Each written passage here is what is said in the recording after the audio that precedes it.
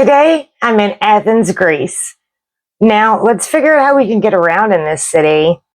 I'm a goddess that's in her prime. Superwoman, I am divine. Don't play with me, don't cross that line. I'm a goddess that's in her prime. I'm a goddess that's in her prime. Superwoman, I am divine. Don't play with me, don't cross that line. I'm a goddess that's in her prime. Hello, y'all. I'm Miss World, also known as Casey, and my goal is to show you how to travel around the world in style and on a budget.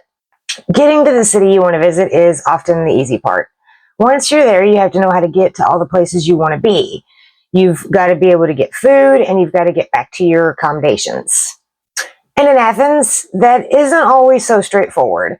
So let's talk about subways and cabs and buses and ferries, and what to do when there's a random strike that's definitely not on the itinerary. Welcome to Athens. The city is almost 3,000 years old, and it's doing its best to keep up with the modern world, but in Athens, the modern world has a way of fading away. You're walking in the shadow of monuments that are thousands of years old, in a land that was already a massive empire 1,000 years before Socrates and Homer were born. This was an ancient land when they walked here, on the same streets where you will walk when you're in Athens. And walking is exactly what you will be doing a lot of. Athens has a pretty decent metro system, a subway, but this really only covers the main areas of the city. When you're going to big attractions, the subway is highly reliable and very affordable. And the rest of the time, when you need to go anywhere else, like the airport, you will have the opposite experience. Public buses in Athens are not reliable, and you will likely see very few of them while you're here. When you can't walk or ride the subway, you will be in a cab. And here's where things can get dicey. People will tell you that the language barrier in Greece is no big deal, since most people speak English anyway. And that is not altogether true. Many people do speak English to some degree, but at least half the people you encounter will not be on the level of conversational English. This can even happen with cab drivers. You will be pointing at maps on your phone and doing a lot of gesturing, and sometimes the cab driver will have no clue where you are going. They may need you to give them directions, and when you're not familiar with the city and there is a language barrier, this can be a whole problem. I literally got dropped off in the middle of a neighborhood at one point and had to walk 20 minutes in the street in beach shoes. And that was far from my worst cab experience in Athens. There was also an incident when I was sincerely worried about my life, and another when I got scammed. Allow me to elaborate. I went straight to Athens from London, and if you watched my most recent videos about London, you know I got sick there.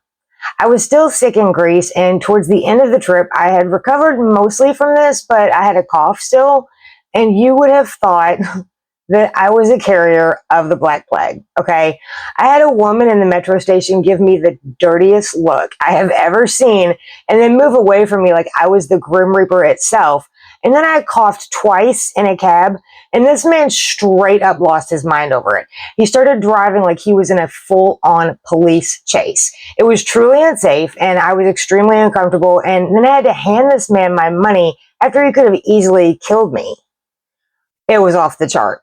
I don't know if Greece had a particularly bad experience with COVID or what, but try to keep it low-key if you are sick in Athens, because I felt like Typhoid Mary up in this town.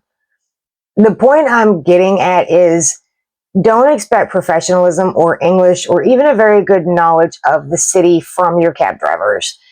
They are also not exactly super keen on Americans. There's nothing I can do to help you there. It's just so you know, you will get some comments and some questions. And with me and the way I sound, they didn't even really ask, they just knew. And it happened a lot where comments were made and it was not awesome. And it's going to get a lot worse before it gets better, if it gets better. Also, Greece, and Athens in particular, is the cradle of democracy. Okay, this is literally where that style of government was born. They fought against monarchies and emperors and overlords to maintain that democracy, which is awesome in many ways. And the people of Athens let their voices be heard. So what this means for you is there is a better than average chance that while you're in Athens, some group of workers is going to go on strike. Collective bargaining is alive and well here. And when I was in Athens, all the cab drivers went on strike. The very day that I need to get out of the city all the way to Piraeus, which is where the dock is located, I had a ferry ticket to get out to the island of Crete, and taking a cab is pretty much the only way to get there. So this was a huge problem. And what happened was I ended up way overpaying for a cab ride because essentially this guy took advantage of me and the situation and drove me off the books without the meter running. And then he just charged me whatever he wanted. So that was about 3 times what the normal rate would have been. So getting around Athens can be a whole adventure in and of itself.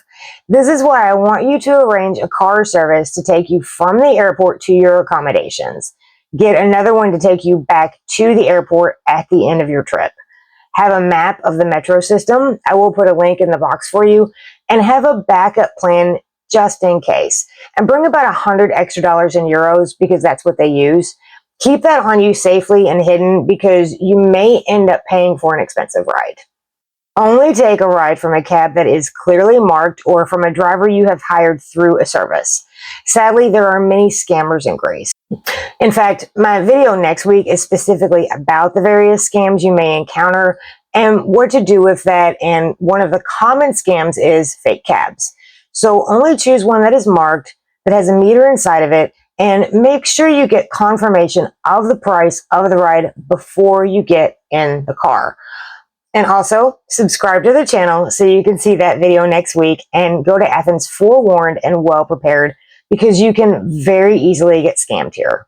I'm a pretty street savvy person. I've traveled to multiple countries and I was not ready for all the little tricks they use. So stick with me here on this channel so you can avoid these issues. Speaking of the port of Piraeus and the ferry, this is another mode of transport you are likely to use in Athens if you plan to visit any of the other Greek islands. Santorini, Mykonos, Crete, these are popular destinations and these are accessible only by boat or by plane. And if you're a budget traveler like I am, the ferry is going to look like a better option. I'm going to explain why it actually isn't. Taking a plane is more expensive, but it's also much quicker. Also, riding the ferry kind of stinks. Let me break it down. So at the port, none of the signs are in English. They're all in Greek, which I do not speak and certainly do not read.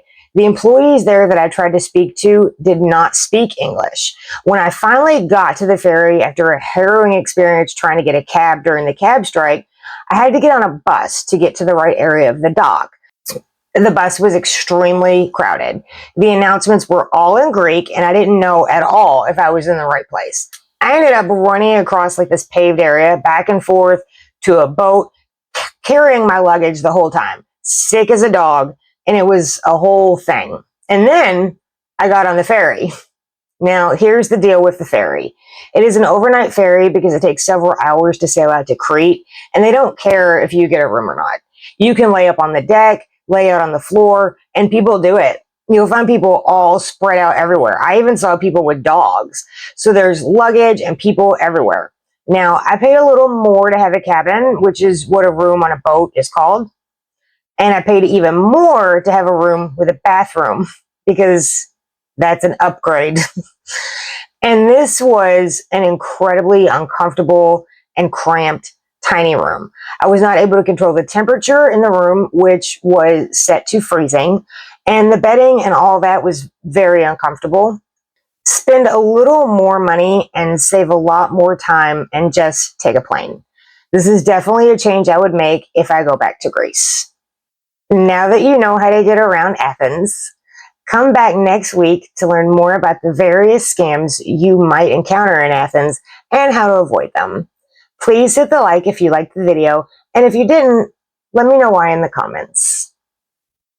Thank you for watching, and thank you for taking the journey with me. Now, Voyager, sail forth to seek and find.